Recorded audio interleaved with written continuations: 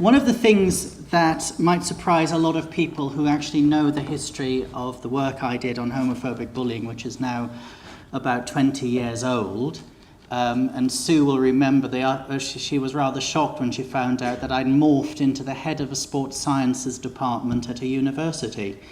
Rather ironically, through my work on homophobia, I've become very involved in sports. I not only now am responsible for one of the foremost sports sciences degree in the country, but also have 580 young athletes in my charge, which is kind of like frightening, some of whom are Olympic class.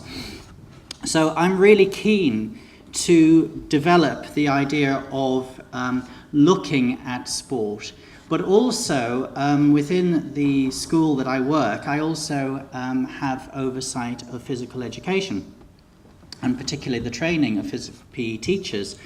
And so one of the things I've been very interested in is whether or not we do look after the needs of the diversity of young people in our schools through our PE curricula. This is from a study I did a little while ago. It's about bullying in PE contexts, and specifically homophobic bullying. And what you can see on this very first slide, and it's very simple, is that about 2% of homophobic bullying in terms of victim experiences occurred in PE classes. So, small amount. What was interesting was there were a lot more kids who were saying that they were involved in it. So I think we do have an underrepresentation in PE classes of what's going on. And the way we know we've got an underrepresentation is, for the very first time, we ask people about observing it. And look at the spike. It's 14% of kids. This is 1,860 young people, 13 and a half years of age, 14% said that they had seen homophobic bullying in their PE classes. If we look at the next slide, this is about where homophobic bullying takes place. So I've called it context, PE context, but you can see again, changing rooms, playing fields. There's a lot more going on than perhaps we prepare our young teachers to deal with. And I think one of the most interesting things for me, because I've now begun to work with people who observe bullying behavior, and I'm actually looking at the mental health implications just watching bullying has. So not just being a victim, but just seeing it can have ramifications. That look at how many of our young people are actually seeing this going on in our schools and perhaps are being affected by it.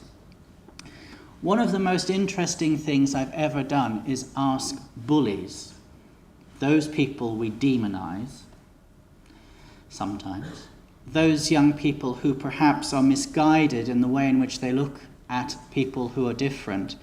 I asked them why they bullied. And I actually asked them, using a psychometric measure, how angry particular groups within society made them. And I just want you to look at the first and the last. The most significant reason why young people are bullied in school, according to my young sample of 13-and-a-half-year-olds, is because they're not good at sports. Sixth comes sexual orientation. And there is a range in the middle.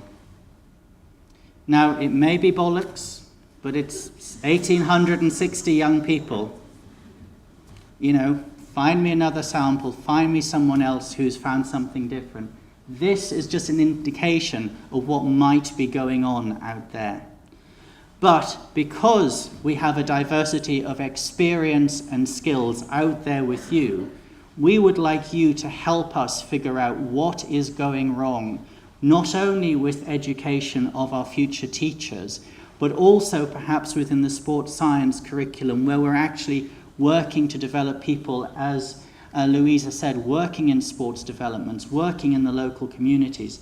I remember doing a project once on young people living in rural settings, and I wrote to the manager of a leisure centre, and I won't tell you which town in Scotland it was, but he basically said, you may think that this is homophobia, it isn't, but I'm just putting all of your posters in the in the bin. I can't be bothered to deal with this issue. It may not have been homophobia, it may well have been the fact that he was just overworked.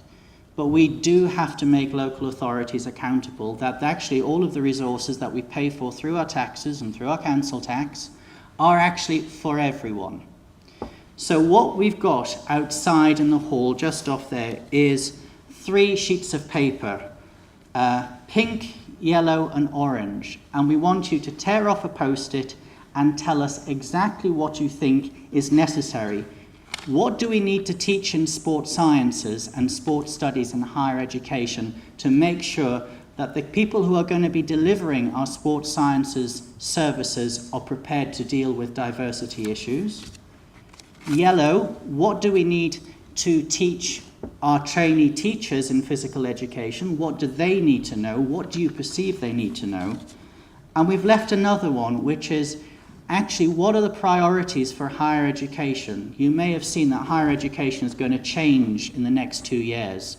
Government funding is all but going. And we need to know how we are going to maintain the equalities agenda within higher education when the government is saying things like PE are no longer in the core curriculum, but also that we're going to focus on subjects rather than good citizenship. So there are 3 post-its there, and we'd like your feedback to get us started. And now I'll hand over to Eric, who will talk a little bit more about the higher education agenda. Well, thank you.